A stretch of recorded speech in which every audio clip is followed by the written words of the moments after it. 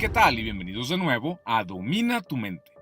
El día de hoy les compartiré una charla con el señor Gregg Braden en donde toca distintos temas bien interesantes. Nos habla sobre diferentes culturas ancestrales y su conocimiento sobre el campo cuántico, el poder de las emociones humanas y la capacidad que tenemos todos para crear con ellas. Y si sientes que los subtítulos van muy rápido, puedes bajar la velocidad de reproducción en configuración, velocidad de reproducción y la bajas a 0.75. De esta forma podrás disfrutar de la charla con más calma. There's a power that lives within every human that walks this earth. It's a language of human emotion. And the power of human emotion that we typically discount in our culture, not so in other cultures, but in our culture, the power of that emotion to literally change the conditions that we're talking about, the conditions of the healing within our bodies. And what the experiments are showing is that this power of emotion has the ability to influence not only our bodies biologically, but beyond our bodies into the physical world on the quantum level. It is a powerful language that other cultures apparently know very well. And in the West, when science came in, science discounted the effects of things that cannot be seen and measured directly 400 years ago. And now they're coming back full circle with the language of quantum science, reincorporating these forces, but the feeling and the emotion and the power of human emotion is among those forces that cannot be seen. Laboratory experiments are documenting the fact, and it is a fact now, that human emotion changes the DNA inside of our bodies and the way we function in this world, and that those effects extend beyond our bodies into the physical matter of the people in the world around us when we learn that language. And it leads us to the understanding that science is simply a language that describes our relationship to ourselves, to one another, to our world, to the universe beyond. It's a language that describes, in very technical terms, how things work, the mechanics, the nuts and bolts, and how we function within that mechanism that we call life in the universe. The best scientists will freely admit that our science is incomplete. There are a lot of things science simply cannot explain right now. But what if we take the best of the science that we do know and marry that with the languages that have always been here, the languages of spirituality, and those indigenous understandings that tell us we're part of this world and we're part of one another, we're part of a greater creation. We're not separate from these things. What if we marry those two ways of knowing into a greater wisdom? Where will that lead us? The line between science and spirituality is getting very fuzzy, and especially in the language of quantum physics. And if we can flesh out those missing pieces, and it helps us to become better people and create a better world, why wouldn't we want to do that? We already know what it's like to have a world where we all feel separate, and we feel like there's not enough to go around. It's a world based in competition. We know where that world has led so far. Let's try something different. What would happen if we embrace one another in a spirit of cooperation like all of the rest of the natural world does, humankind? This is the only species that believes that violent competition is the optimum way to get ahead. And it's based on a false interpretation of Darwin's work back in the mid-1800s. But all their species in nature, without fail, show that cooperation among the species will always produce the strongest of the species, the greatest number of offspring, the greatest ability to meet the challenges of whatever it is. And the bottom line, it says that you and I and our listeners, we have a latent power. It's dormant. It's sleeping within us. The ability to create a feeling and the quality of an emotion inside of our bodies that literally heals the stuff our bodies are made of. In the human body, 50 trillion cells, and every cell is a capacitor, it's a resistor, it's a transistor. It stores energy, it releases energy. Every cell in our body has about 1.17 volts of electrical potential. So you stop and think that 50 trillion cells, and do the math, 50 trillion times 1.17 volts, and all of a sudden you realize that we have the potential of being very, very powerful beings. And the Western scientists now acknowledge the fact, and it is a fact, that we are bathed in a field of intelligent energy. It's everywhere all the time. It's not out there. It's inside of me. It's inside of you. We connect with it. The language of human emotion and thought and feeling and belief, those kinds of words describe the language that allows us to communicate with this field. And when we can access this field, this is where the miraculous healings in the human body come from, and tremendously enhanced immune systems. And although scientists are still hard-pressed to measure this field like it's a non-conventional energy, so we don't have the kind of equipment that you would expect to typically measure a field like this, but we know how it works and we know the effects are there.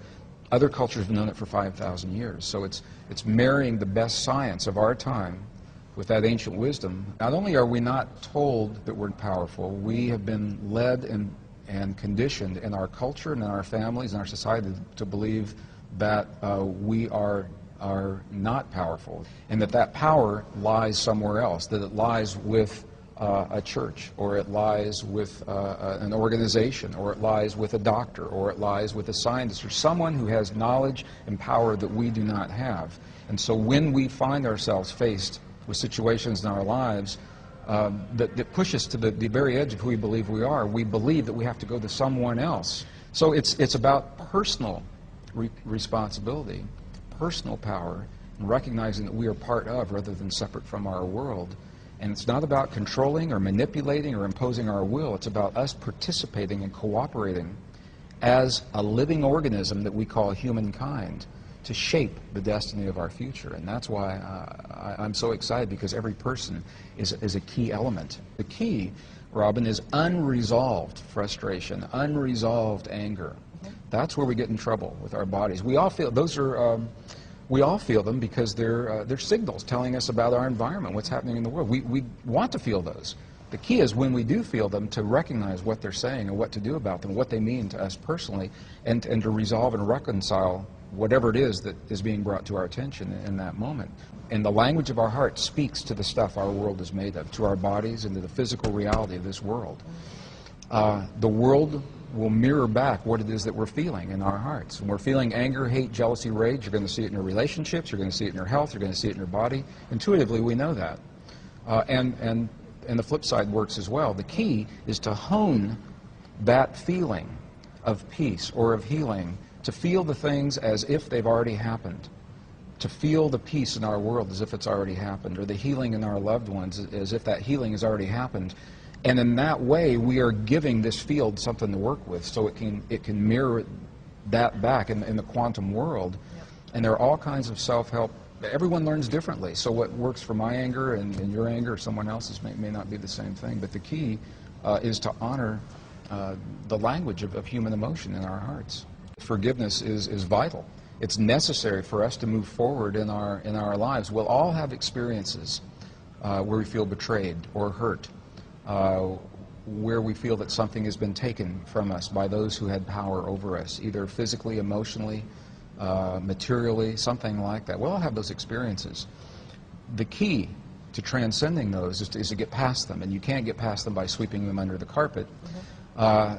Compassion is the word that the Buddhist traditions, we go in those monasteries in Tibet, they look at what's happened to their lives and what they've lost, and you're hard-pressed to find an angry Buddhist in the monasteries in Tibet.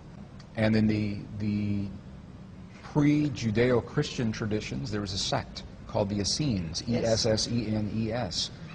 They wrote entire texts about how we get through those times in our lives, and they said what we do is we bless the things that hurt us. When we bless the things that hurt us, we're actually acknowledging, bringing that forward, just saying, yes, it happened, and then that allows them to work through that energy and to transcend the energy. When you bless something long enough, it's just something that everyone has to experience on their own. It actually changes chemically what happens in our bodies. And when we understand that the world around us, and this is the language of quantum physics, when the world around us, we understand it's nothing more and nothing less than a mirror of what we have become from within. Our anger, our hate, our rage, our jealousy, as individuals, is mirrored around us and collectively. Our love, our compassion, our forgiveness, our understanding. So I think this is the generation that gets to learn that new way of being and embrace. And I acknowledge as a scientist, this is a very different way of thinking about the world. It's very different from what I was taught and trained and conditioned on the one hand. On the other hand, it's what the science is showing and the evidence. We can talk about the experiments, and the evidence is out there showing that the emotions that we hold in here become the physical reality in the world around. They literally turn the atoms off and on of the stuff that our world and our bodies are made of. And that is a huge statement to make, and it's a very, very empowering way to look at the world. When we choose peace and healing and love and compassion and forgiveness and understanding and tolerance in our hearts, we know that that changes the chemistry in our bodies and we're healthier. That's a fact. We also know that those changes extend to the world around us, into our communities and families, in ways that can be measured, and that's a fact. And with those two facts, I think that we can move on in this 21st century and not let the frightening conditions of the world disempower us. We can look at that world square in the eye and say, yes, these things have happened, but there's a power within us, and maybe we'll outgrow the need for war.